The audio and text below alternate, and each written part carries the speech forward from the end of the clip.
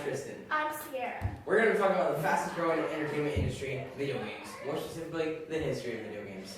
Video games started way back in the 50s with the creation on tennis for two at the Brookhaven National Laboratory in New York on an old oscilloscope. An oscilloscope is a small electronic device used to display light which varies from different coding and one word for complex games.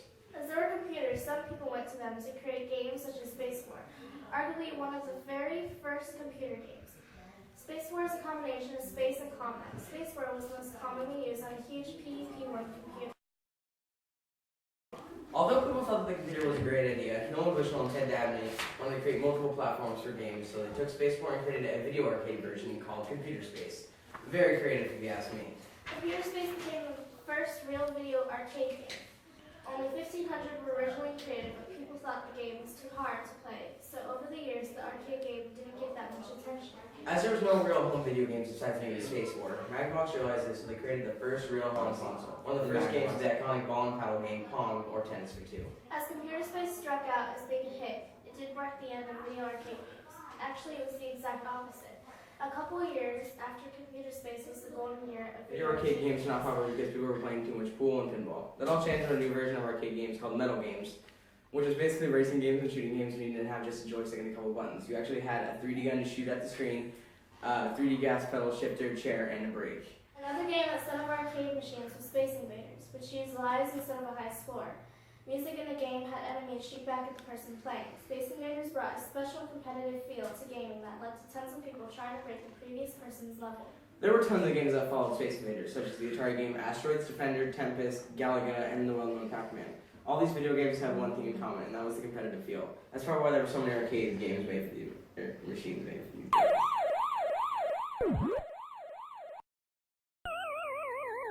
Machines, the revenue of games went from $308 million in 1978 to $2.8 billion in only a year, and that didn't even include Pac-Man, which jumped from $2.8 billion to $4.9 billion in just 2 years. Video games became the most popular entertainment in America with $4 billion in sales every year. As most people didn't have an arcade machine in their home, there was no real home video games unless they owned a first-generation console such as the Magnavox Odyssey. So until 1976, there were hardly any computer games. Until home computers in the 70s, people started to program simple games, and that formed into more complex games such as Frogger and Star Trek.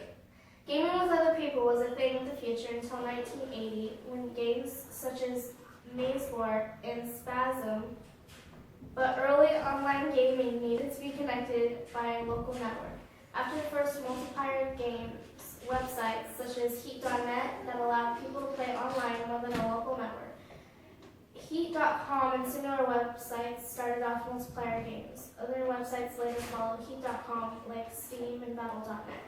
As console video games seemed to be climbing in popularity, it actually wasn't. In 1983, the video game industry took a big turn. There were terrible quality games, commercial failure, and popularity with computer games raised console gaming sales dropped because no one wanted to play them anymore. As the console gaming community took a huge hit with the decline of sales, companies like Nintendo tried to revive consoles by creating the NES, aka, which had a gamepad instead of a joystick and paddles. The NES definitely gave console gaming the boost we need because the cartridge consoles market jumped to $2 billion, which left disc-based computer games was left at only $300 million.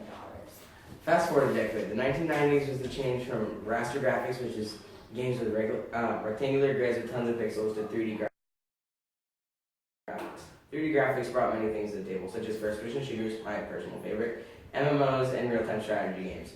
The 90s also made handheld video games more popular with the release of the Game Boy. As arcades declined and the rise of console gaming began with the new 3D consoles, although the games were not the best.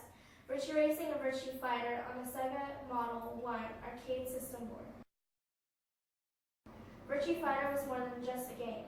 Virtua Fighter was the inspiration for PlayStation's 3D graphics, which changed the chairman of PlayStation's mind, because the PlayStation was originally... Games have come a long way in just under 10 years, from ROM cartridges, cassette tapes, and floppy disks, no online, and terrible 2D graphics, to playing online, alright 3D graphics, special cartridges for consoles, along with a huge variety of games like MMOs and first-person shooters instead of Pong and just Space War.